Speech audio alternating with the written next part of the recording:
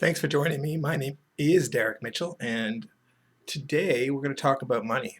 So we're going to talk 4 or 5 minutes about money, and that's it.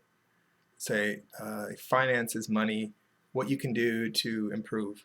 So a lot of people find themselves in a bad situation, up to recently, myself included, and it's because of habits, not necessarily of intelligence.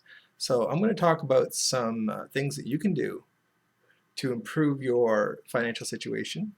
If you're in debt, how to at least whittle it down a little bit and move in the right direction, but understand why you're in the position you're in is, I think, the biggest thing you need to look at. So I hope you'll pay attention to these 3 or 4 things I'm going to talk about. First thing is um, truly look at yourself and your habits and determine what you can do without and what you absolutely need to have. And be honest. Don't embellish. Nobody's going to see it but yourself. So take a look at it. Do you need that latte every day? Do you need to take a weekend trip every week? Is there another way for you to get to work which is less expensive? Is there an ability for you to cut down on the social activities that you do? If you do have social activities, if you entertain in the house, are you able to do it at a smaller scale? Do you have habits where you spend money in areas which you know you shouldn't? And that would include a lot of different habits which we have in life. So no judgment in any way, shape, or form. We all have things that we need to improve on. Every one of us. There's no one perfect in this world.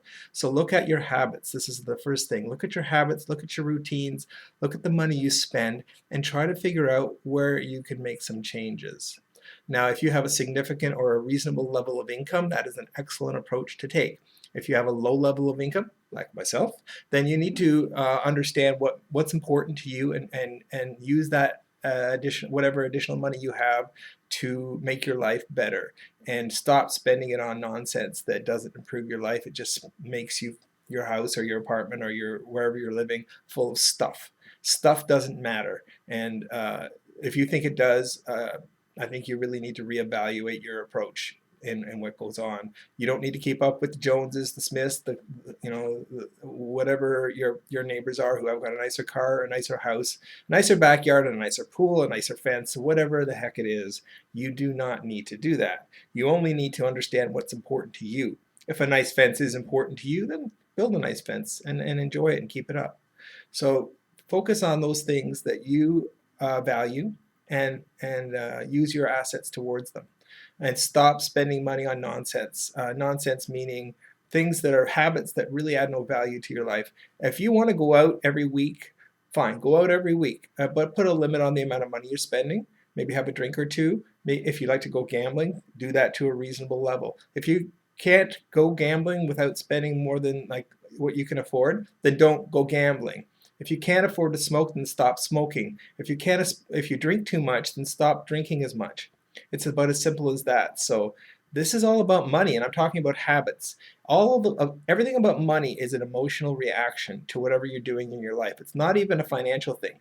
If you make $10 an hour or $50 an hour or $500 an hour, if you have bad habits, if you're going to spend every dime you have, plus you're going to spend every dollar you think you might have by getting credit or lines of credit or whatever it is you have in your life. So first thing, determine what's important to you and focus on those, and stop doing the things that aren't important. All right. Second is be honest with yourself. Understand that there's things that you need to accomplish in life which you haven't at this point haven't gotten to yet. So be honest with yourself, understand what those goals are, and work towards them. Just be honest. Write them down, put them in a file on your computer. Do something to acknowledge what you want in the future. Because if you don't have what you want right now, you need to determine what you really want.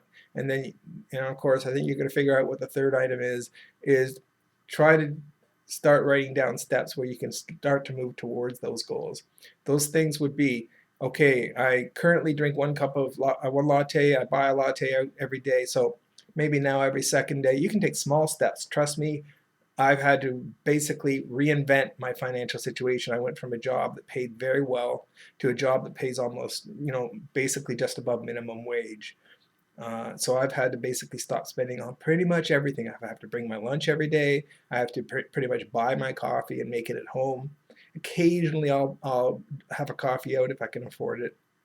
But my financial situation has changed so much, and it was it was a shock. It was a big shock. But I put myself in that situation by overspending, by being foolish with some of the money that I had, and making choices in life, and let stress get to me. And you need to. If you're having issues, if you're fine, you're fine. You may not even need to be watching what I'm saying right now. So again, just think about those three things. Look at the habits that you've been doing all over this time and that are not working for you, and start to develop some new ones. Determine what your short and long-term goals are, and then work towards them by putting some steps together that will get you where you want to be.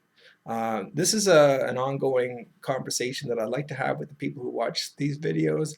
I hope you'll give some feedback. I'm always open to listen, and I'm going to continue to do this every week, talking about what we can do to improve financially. And of course, I'll still be talking about my weight loss and dieting and that type of thing. But this money side of it is all an emotional response. It's not even a financial thing. Once you start respecting what you need in your life, the value of what the things are that are important to you, you're going to find your money starts to improve significantly.